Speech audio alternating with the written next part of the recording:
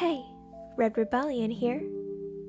Recently, I was rereading Harry Potter for the 5th time? I'm not sure at this point. And it felt different. Which leads me to my next thought.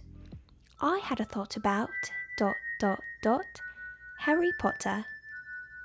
I started reading the Harry Potter series when I was 9. There was a rule in my house that you had to be 10 before you could read them, but I had read every other book I owned multiple times, and I wanted something new to read. So, my mum made an exception and let me start early. After that first book, I was in love. I gobbled up all the other books, and I watched the movies as I went. I'll need another video for my thoughts on the movies. In those days, Harry Potter was just magical. I knew all the characters and obscure book facts and my schoolhouse. I'm a Ravenclaw. And conversations with other Harry Potter fans were so simple. Who's your favourite character? Mine's Luna Lovegood. Oh, Luna's great. Mine's Sirius Black. But that was when I was a child. Back then, Harry Potter was its own world, tucked away in a book and in my mind. It wasn't real, but I loved it. Now, as an adult, I've begun to see the Harry Potter books from the outside, and it's so interesting to me, the different things that stand out to me now. There are a couple of deeper concepts that went over my head as a kid. The biggest thing that stood out to me this time around was Sirius Black. In the past, I thought Sirius Black was kind of overrated as a character. I never understood why people latched on to him. But as I was reading this time, I really stopped to think about what he had gone through.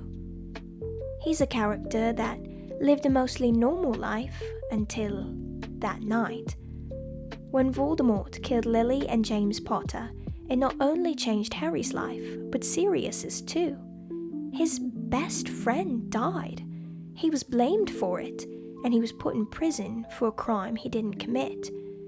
Not only did he go to prison, he endured the Dementors for 12 years. He had to live on the run, then he was shut in Grimmauld Place, and then he died, fighting his demented cousin. Sirius suffered, especially emotionally, throughout the second half of his life, and he did it on his own for a long time. His pain is never truly fixed or healed in the books, even though it's touched on. I appreciate and care for Sirius much more than I used to, because I understand the concept of trauma better as an adult. I noticed other concepts like this too, mostly character deaths. As a kid, I could disassociate. The character wasn't real, so I didn't really have to be sad. But I understand loss and death in a different way now. I'm more familiar with it, so I can imagine it better. As I was reading the scene where Cedric Diggory dies, I teared up. I could imagine his family and the pain they would feel, and it made me sad to think of all the things Cedric could never do now that he was dead. Because my experience is different now, that completely changed how I interpreted the story. I think that's so fascinating. Have you had a similar experience? What do you think of Harry Potter? Let me know your thoughts in the comments below. Until next time, Red.